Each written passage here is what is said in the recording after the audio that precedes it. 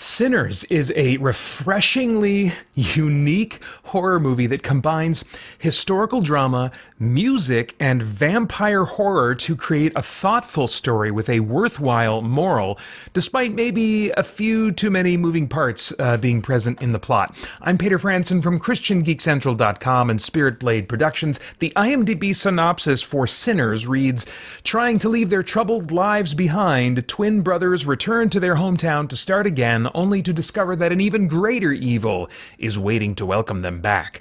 Let me give you a little bit more. The setting is early 30s Mississippi.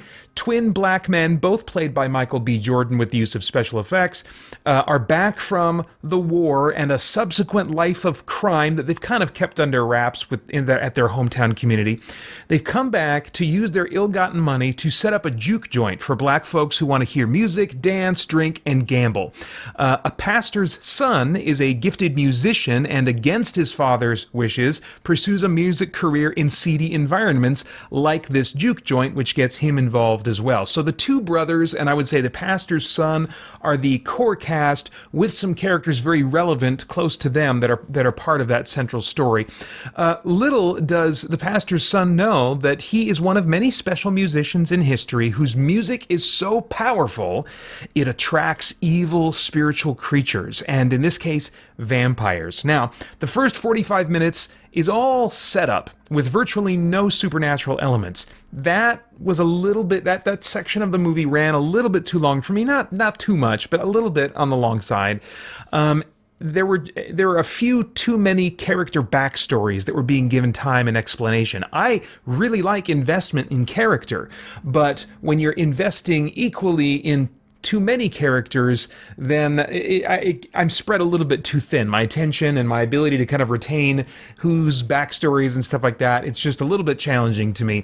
Though I did appreciate at least the investment in the main characters, the maybe less than a handful that really were central to the story. Once the vampire stuff does kick off, it momentarily felt strange to make use of a bunch of standard vampire tropes. The idea of vampires needing to be invited in works really well with the dramatic conflict of characters. That creates some interesting tension, some interesting character interactions. But mentions of other things like garlic, holy water, wooden stakes felt like just a little bit of an injection of B-horror movies. Thankfully, these elements were not relevant that much. And otherwise, the vampire horror with accompanying blood and gore stayed away from camp and created genuine tension for me. Thanks, certainly in part, to the first act's investment in presenting backstory and motive for those main characters. It's that investment in drama and character that makes me actually care when people die in horror movies, or actually root for them to survive. So really appreciated that being present here. After a satisfying climax, there is a sort of second climax tying up a loose end that I'd forgotten about. It seemed a little unnecessary in some ways, but by the end I think I saw how it was meant to contribute to the theme and the character's arc that was involved with that second, quote-unquote, I guess, climax. It is important to stick around for two credit scenes. I'm not going to give spoilers, but the first starts playing almost immediately and goes on for quite a while. I think it's really important to watch it, both for the final resolution of the story and especially for appreciating what I think is the central theme or themes or morals of the story. The second credit scene comes when the credits are completely finished. It's much shorter, but likewise makes a subtle statement that I think, again, contributes to the main theme. I'm going to get to themes in a minute here. Okay, cast. I thought all the performances were really solid. After an early scene where I was trying to spot the artifacts of digital effects used to duplicate Michael B. Jordan to play as a set of twins, after that point, I just kind of forgot that I was watching actors. I was just taken in by their presentation of these characters. I don't have any complaints. As far as stunts and visuals, it's a pretty localized story. Most of it takes place, especially when the vampire stuff kicks in, at this juke joint. There's a lot of horror movies that are similar. They take place in this confined location of some kind, and so because of that, you're not going to see these big big, spectacular types of effects. It's mostly going to be about practical gore effects, and that was certainly what was kind of carrying this movie in terms of its genre, its visual genre appeal. The blood, to my eye, did look a little bit lighter colored than I thought it should at times, but otherwise, I really appreciated the numerous practical makeup effects used to create the gore. I don't usually comment on the music of a movie, but I have to say here, this is almost a musical. There are enough songs you could almost enjoy it as a musical, but they're all in-story performances. It's not symbolically like most musicals are, representing the thoughts of the characters. When they are singing, it's because they are musicians, and it's happening right then and there in the story. And they'll even like cut off some songs and cut to what's happening somewhere else. They're not beholden like musicals are to giving you this whole sequence that presents the song from beginning to end. It's not interested in that, but it is interested in really incorporating music throughout the movie to create flavor, to set the tone. It really surprised me in some ways that it did not take away from the tension, but would just kind of make one scene in particular kind of eerie. It makes the whole world more rich, helped me sit in the historical setting more.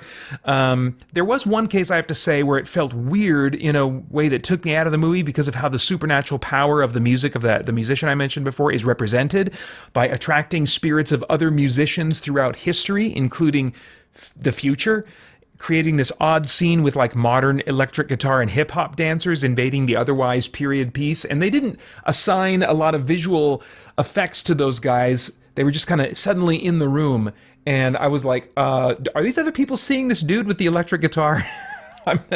Or is this kind of like just for me as an audience member to understand that like it's evoking these things? I don't know. It was kind of a little bit of a weird moment, but it was a blip on the radar in the grand scheme of things. Okay, so let's talk about these themes. The vampires in this story seem to represent an enticing yet sinful path that one might be tempted to take when it feels like life is against you and you're dealing with horribly unjust circumstances in your life. Racism was like at a crazy peak at this time in U.S. history. Well, I mean, aside from obviously slavery that preceded it. But this was a really bad time, a very racist time in American history. And these guys had also just come back from war. And although this wasn't mentioned, we know just by doing a little digging in history that like black soldiers compared to white soldiers, the way they were treated and stuff, the kinds of things that they had to do. I mean, it was like, this was a bad time in history for black people. And I think that the vampires, in one sense, are presenting themselves as a temptation, a path that can be taken by these characters that are living in a world that's treating them terribly, and that they've already reacted to those circumstances, at least to some degree, by entering a life of crime. But these vampires come along and they are promising loving community. They're promising power. They're promising pleasure instead of the difficult uphill grind of life based on the messed up norms of society. In this way, they may be especially intended to parallel the temptation for young men today in the inner city to join a gang. The director Ryan Coogler was playing with a similar theme and moral in his first Black Panther movie, and I suspect something like that may be intended as a subtle message and warning here. But I think the theme can certainly be ingested and appreciated on a much broader level than just that specific cultural scenario. The post-credits scenes seem to underscore this theme as characters look back on their lives and the paths they took. It's even suggested that although one character may have set aside the faith he grew up with, there is some version of it he retained and that he treasures. You can let me know if you agree, if those post-credit scenes are underscoring the theme I'm picking up on, or maybe that's just me, but I don't think it is. There are two common scenarios that these elements in the story remind me of. The first is that it's a common temptation for all of us to choose evil in response to being wronged or in response to facing difficult circumstances in life. Being a victim of another person's wrongdoing or a victim of circumstances that are just horrible in life can lead us to think that any reaction is justified because we're just so caught up in our own hurt, that we end up kind of like making a choice, lashing out at others, or just doing something extremely selfish, not thinking about the consequences or the ramifications of our choices. When in truth, even though those things seem justifiable in the moment, the wrong reactions to those life difficulties, though understandably tempting, can lead us down a path that looks good but lacks true fulfillment. I think the first post-credit scene underscores that.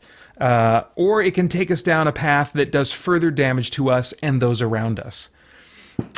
Secondly, for those raised in very legalist, rules-focused Christian homes, it can be easy to throw everything related to Christianity, to the gospel, to Jesus away. But the better course of action is something much more nuanced. A pursuit of truth that results in stripping away only those false things that humans have added to the Christian life as God actually intends and reveals in Scripture when it's responsibly studied and understood in its context. There's a lot of throwing the baby out with the bathwater as we hear about Christians sort of deconstructing, and a common thing that I see in pretty much every story of that I've seen online or heard, someone that I am closer to actually away from keyboard in real life, is that there was something weird and legalistic about the version of Christianity that they were raised with. And I'm like, no wonder they would at some point reach a breaking point and just feel like throwing it all away. So that's also, a caution for us as believers not to put on each other, to put on our children, yokes, burdens that Scripture does not call for us to place on each other or those that we are influencing, trying to train up. Some pretty widespread, I think, relatable stuff going on in these themes. No idea what your tastes are in movies, but if I were a time traveler, I'd go back in time and say, Peter, okay, don't pay to see it in the theater. You're not going to like it that much. But watch it for sure when you have a streaming service that it shows up on. It's refreshingly unique in its combination of elements. When you're just tired of watching the same kind of movies that just feel like the same thing that Hollywood is churning out over and over again, it's so refreshing to see something that feels more creative and off the beaten path and has some unusual combinations of elements. This is valuable as a horror movie that is actually thoughtful instead of merely trying to shock, although it certainly has some good, solid horror vibes as well. Anyway, this one is rated R for strong, bloody violence, sexual content, and language. And those are all of my thoughts for now on Sinners. Right now, I'd like to take some time to write a tune for a pre-made rhyme. The lyrics kind of never change, but the melody gets rearranged. I never know what I'll create to say how much I appreciate. I'm inspired by the historical setting of this movie, although I need a banjo, and I need to know how to play it. Dan Excel, Gabriel Stenson, Olin D. Branham, Winston Crutchfield, Lee Bray, Joel Nelson, Jake Berry, John Wilkerson, and Daryl Nawu. Thank you for supporting me, and SPP, and CGC. The music in the movie was so much better. And now to all who hear this tune, thank you as well. Please come back soon. Want to hear your name and song? Then check out our page on Patreon. All right. Sorry about that, everybody. I would love to get your thoughts and reactions in the comments below. Please like, share, subscribe, click that bell to stay connected. I want to thank the Spirit Blade Insiders for making this review possible. You can get info about the benefits of joining over at patreon.com/Spirit Productions. Then I hope you'll check out our podcast and stay connected to all CGC content at christiangeekcentral.com as we continue to geek out and seek the truth. For more chat about geek entertainment, answers to your questions, and news from the wider world of Christian geekery, get the Christian Geek Central podcast today on iTunes and other podcast services.